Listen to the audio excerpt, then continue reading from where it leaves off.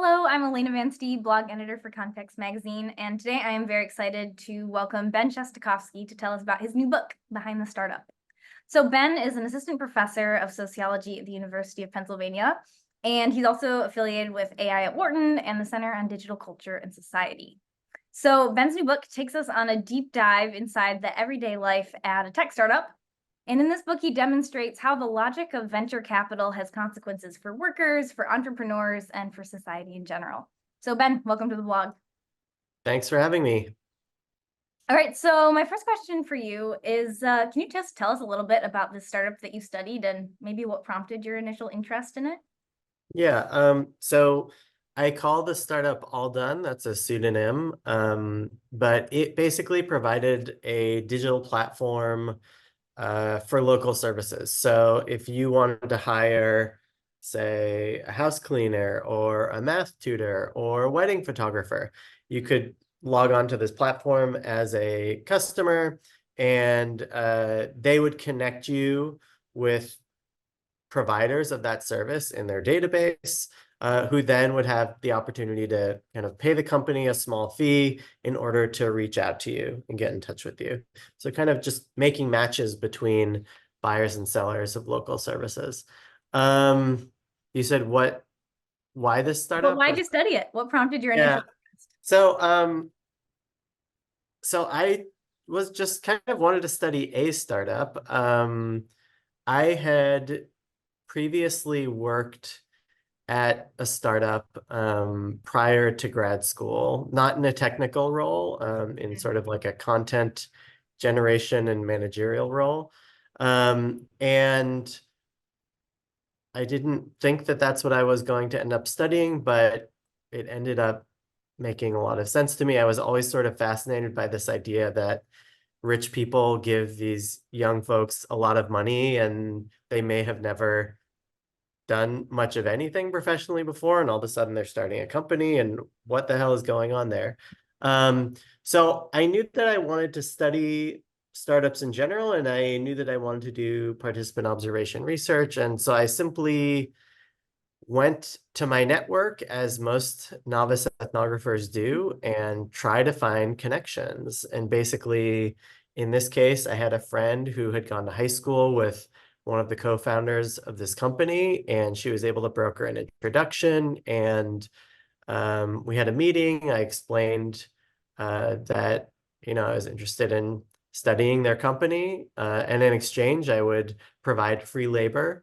And we reached an agreement that that would be the company I studied. So I was very fortunate that it ended up being a very interesting company, and in fact, a relatively successful company as well. Gotcha. I want to hear more about this free labor. What was the arrangement that you worked out? Yeah, so a lot of ethnographers, when they are trying to get into the field, they will play up sort of a novice role, right? And try to put others in a position of being able to educate them, right? Which is the position that folks often, enjoy and find rewarding. For me, I just didn't think I was going to have a lot of luck getting into a startup if I acted like I am just here to try and figure out what's going on, and I have no idea about startups. I mean, A, it wasn't true, and B, I thought that I would have an easier time getting access, if we could strike a deal, basically, where, I explained I have some experience, and I'm just happy to do whatever you want me to do.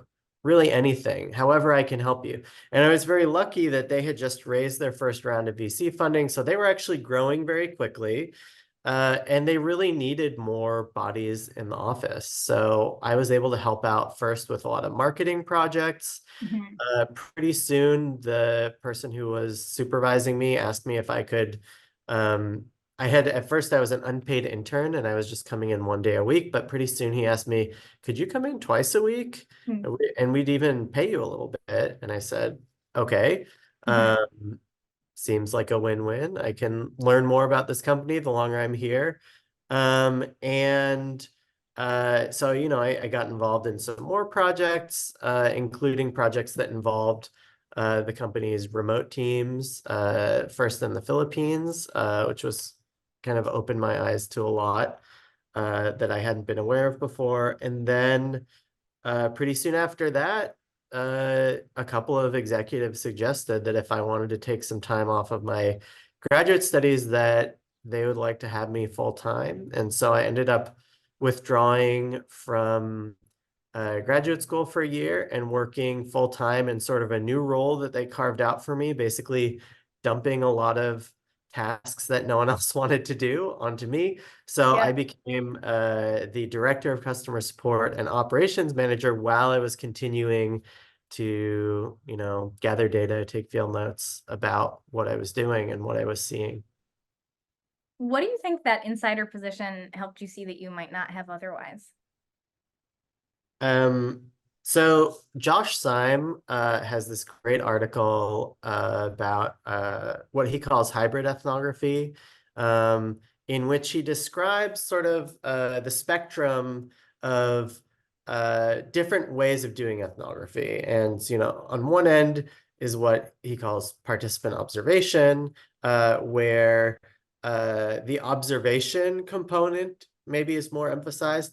And on the Mhm. other end is what he calls observant participation, where, an ethnographer is really deeply involved in the activities of the field site. And I think for me, the advantages of deep involvement were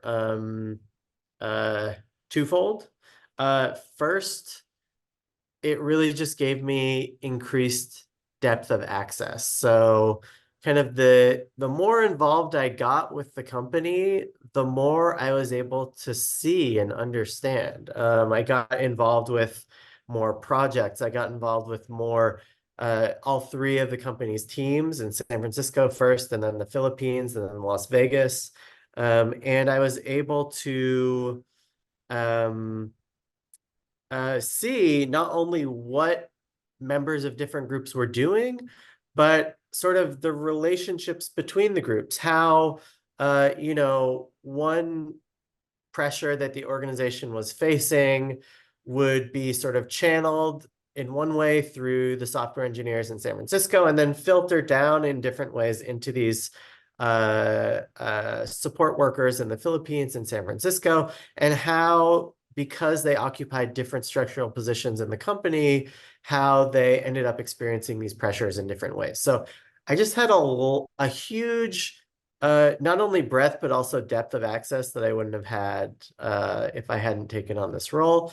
And the other thing that Josh talks about in his article that, observant participants can really use to their advantage is the opportunity to engage in tacit learning, right? Through embodying an organizational role and experiences that are, if not exactly the same, at least in some ways similar to what others in the field are going through. So, as director of customer support, one of my duties was to respond to sort of the most difficult escalated email complaints from users. And often they were very angry and upset by the time they got to me. Mhm. Um, and, that gave me sort of a taste of the stress that members of the phone support team in Las Vegas were going through when they dealt with angry users on a day-to-day basis.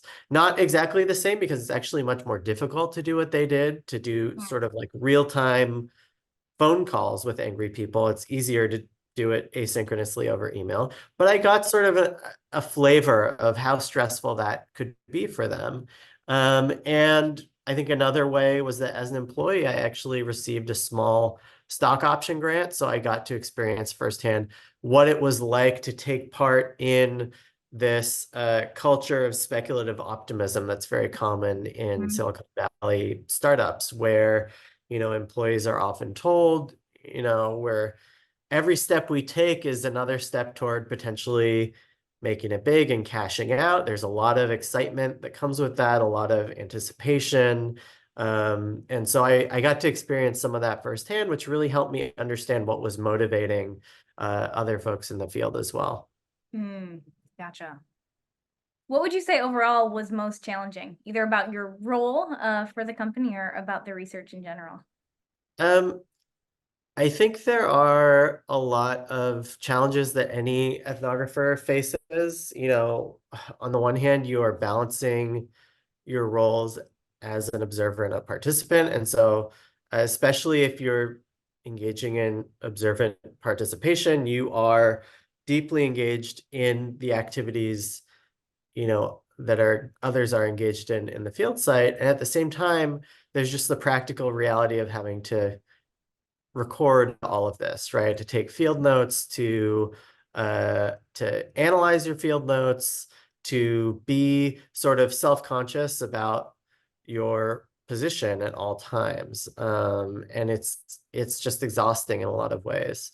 But I think that maybe unique to this role, so I mentioned this before. I think it's true that often when it comes to organizational ethnography, uh, when an ethnographer shows up, often they're sort of put in the middle of the contradictions that animate that organization because it's someone who's eager to be there, and there's a lot of maybe uncomfortable tasks that other people don't want to do, and so they give them to the ethnographer.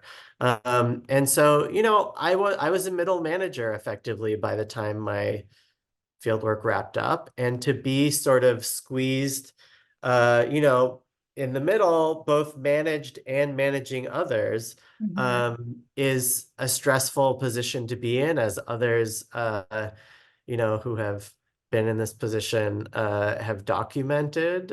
You often have a good deal of responsibility, but not a lot of authority.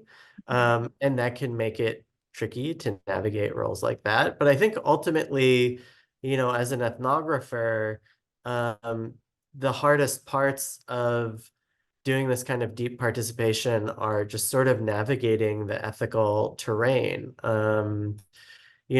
I tried to use my position of relative power in the company to advocate for the low-wage workers who I was involved with. So whether that was, advocating for wage increases, or just for their working conditions to be better.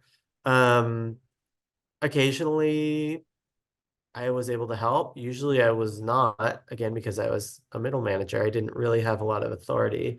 But also, I also always had to be aware that just kind of by dint of assuming this position in middle management, I was inevitably going to be implicated in, the relations of domination that exist in any capitalist organization. And so I really had to grapple a lot with what it meant to be in sort of a position of relative power, how I could inhabit that position while, trying to avoid directly causing harm to anyone. And I think I did the best I could. I write about it in the book's methodological appendix at length, and I'm actually working on another article that is dealing with it at even greater length. But always, always tricky, I think, for any ethnographer, especially someone who is, occupying a position of relative power in the field.